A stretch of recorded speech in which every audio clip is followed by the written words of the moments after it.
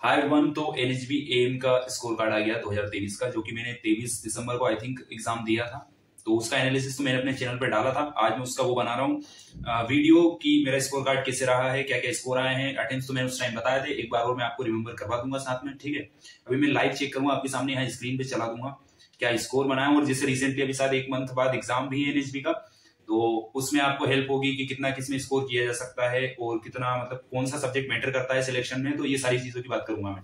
साथ में स्कोर देखते हैं पहले।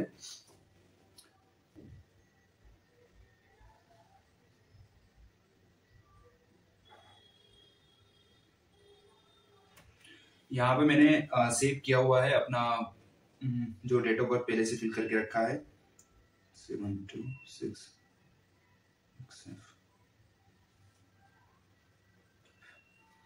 ठीक है, ये स्कोर कार्ड है। यहाँ पर आप नाम तो देख ही सकते हैं। ठीक है, OBC category non creamy layer में मैं बिलोंग करता हूँ। और साथ में अब मैं पैटर्न बता देता हूँ। रीजनिंग एंड क्वांट में मेरे आए हैं यहाँ पे 50.67 नंबर। यहाँ पे 45 टोटल क्वेश्चन रहते हैं, आउट ऑफ 60 मेरे आए हैं। और मैंने इसमें 42 अटेम्प्ट किए थे 45 में से। 3 क्वेश्चन मैंने स्किप किए थे। मैंने उस टाइम भी बताया था कि 3 क्वेश्चन क्रिटिकल रीजनिंग के थे, जो काफी मतलब लेंथी थे, कह सकते हैं कि मेंस लेवल की क्रिटिकल रीजनिंग थी, जो मैंने नहीं पढ़ी, ज्यादा मुझे नॉलेज नहीं थी। और मैंने ये भी कहा था कि जिन्होंने अच्छे से पढ़ा है वही इसे अटेम्प्ट कर पाएंगे। तो मतलब ये मैक्सिमम स्कोर था कि जितना आप कर सकते हो। ठीक है, बाकी मैंने सारी चीजें की थी, कुछ भी स्किप नहीं किया था। उसके बाद जीए की बात करें, जीए 50 नंबर का आता है और शायद 40 क्वेश्चन कुछ थे। एक मिनट में इसका पैटर्न चेक कर लेता हूँ यहाँ पे। हाँ, 50 क्वेश्चन 50 मार्क्स के थे एक एक क्वेश्चन। तो मैंने यहाँ पे आई थिंक 37 क्वेश्चन अटेम्प्ट किए थे, जिसमें मेरा स्कोर बना है 25.75। उसके बाद बात करूं इंग्लिश में, तो इंग्लिश में 25 क्वेश्चन थे 30 मार्क्स के, मतलब 5 क्वेश्चन 2 मार्क्स के भी थे इसमें। यहाँ पे स्कोर 25.50 बना है। एक डिसेंट स्कोर है, अच्छा स्कोर है। इंग्लिश में इतना स्कोर तक किया जा सकता है। मेरी इंग्लिश मैंने बताया कई बार कि मेरी अब मतलब एवरेज है, एवरेज से थोड़ी सी ऊपर है बस। मेरी कोई अच्छी इंग्लिश नहीं है। और अगर मैं इस इंग्लिश मतलब इतना मेरे लेवल के साथ में इतना स्कोर कर सकता हूं, तो आप भी एक अच्छा डिसेंट स्कोर कर लोगे। ठीक है, अब बात करते हैं क्वांट की। क्वांट में 35 क्वेश्चन देते हैं 60 मार्क्स के। तो मैंने सारे क्वेश्चन अटेम्प्ट किए थे 35 के 35। उन्हें बताया भी था कि 36 मिनट में मैंने सारा कर लिया था। मेरे यहाँ पे अराउंड 14 मिनट कुछ बच गए थे। इसमें आई थिंक 50 मिनट कुछ मिलते हैं आपको, नहीं 45 मिनट मिलते हैं। मेरे 9 मिनट बच गए थे लास्ट में। क्वांट इतना इजी था कि कोई भी बना लेगा। यही चीज मैं बताना चाहूंगा लास्ट में। एक चीज और बात करूंगा इंपोर्टेंट, अभी पहले स्कोर देख लेते हैं। यहाँ पे मेरा जो टोटल स्कोर बना है 159.78 बना है। और जो कट ऑफ गई है इंटरव्यू के लिए क्वालिफाइंग, वो गई है 163। अराउंड कह सकते हो कि 3 मार्क्स और आते तो मैं इंटरव्यू के लिए अपेयर होता। लेकिन फाइनल सिलेक्शन जो मैंने देखा कट ऑफ उसकी अराउंड मेरी कैटेगरी की ओबीसी की तो 207 के अराउंड गई है।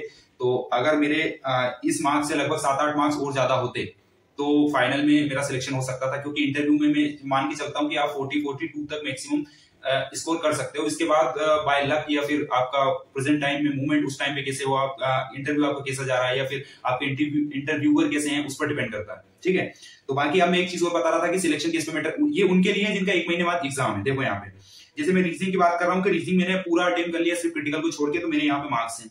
मतलब रीजनिंग और क्वांट में मैक्सिमम आप जितना स्कोर कर सकते हो मैंने किया है।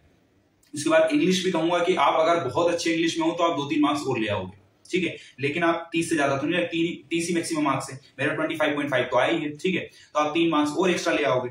लेकिन यहाँ पे मेन है गेम चेंजर जीए। जीए आपका जितना अच्छा होगा सिलेक्शन आपका उतना ही मतलब चांसेस बढ़ जाएंगे उसके। और ये यहाँ पे बहुत गलत है, क्योंकि कहीं ना कहीं सिर्फ जीए डिसाइड करेगा कि आपका सिलेक्शन होगा या नहीं। जी आपका जितना अच्छा होगा, यही चीज अगर आप ये क्वांट या रीजनिंग में थोड़ा सा टाइमिंग को कम कर देते हैं, थोड़ा सा लेवल बढ़ा देते तो सिलेक्शन इन पर भी डिपेंड करता है। लेकिन इनमें टाइमिंग इतनी ज्यादा होती है ना कि एक एवरेज बच्चा और एक टॉपर में कोई डिफरेंस नहीं रह जाता। क्वांट रीजनिंग सभी बना लेते हैं। तो यही चीज बोलूंगा कि अगर ये चीज सेम होती है तो आपको जीए पे ज्यादा से ज्यादा ध्यान देकर चलना है। बाकी स्कोर मैंने ये बताया, और लास्ट में डिस्क्रिप्टिव का स्कोर बताना रह गया, तो वही बता देता हूँ।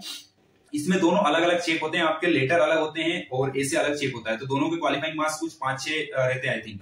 ठीक है, तो मेरे यहाँ पे लेटर में 8.5 मार्क्स आए हैं आउट ऑफ 10। उसके बाद ए से आई थिंक 15 मार्क्स का कुछ था, तो उसमें मेरा यहाँ पे 0 आया है। तो ये मुझे ऐसा लग रहा है कि मैंने वहां पे सबमिट नहीं किया होगा। यही सेम प्रॉब्लम मेरे को लग रहा है कि आईपीएस पीओ में मेरे साथ हुई थी, वहां पर भी मेरे मार्क्स डिस्क्रिप्टिव में क्वालिफाई नहीं हुए थे। तो उसका यही रीजन रहा होगा कि मैंने ऐसे सबमिट नहीं किया होगा। सेम चीज यहाँ पे हुई है, ये देख सकते हो आप, इसमें मेरे को 0 मार्क्स मिले हैं। ठीक है, पर सीखिए। और एक चीज और सजेस्ट करूंगा कि डिस्क्रिप्टिव में आप 30 सेकंड से पहले सबमिट करने का ट्राई करो, क्योंकि ये चीज बहुत मैटर करती है कि वो चेक करो प्रॉपर कि सबमिट किए या नहीं। जैसे मेरे साथ ये 2 बार हो चुका है, तो आप बहुत अच्छे से सीख लिया है मैंने। आप इस चीज को ध्यान रखिएगा, मेरे एक्सपीरियंस को आप अप्लाई कीजिए। और यही स्कोर था गाइस। बाकी आगे अगर कुछ भी ऐसा रहा तो मैं वीडियोस बनाता रहूंगा। Thank you so much.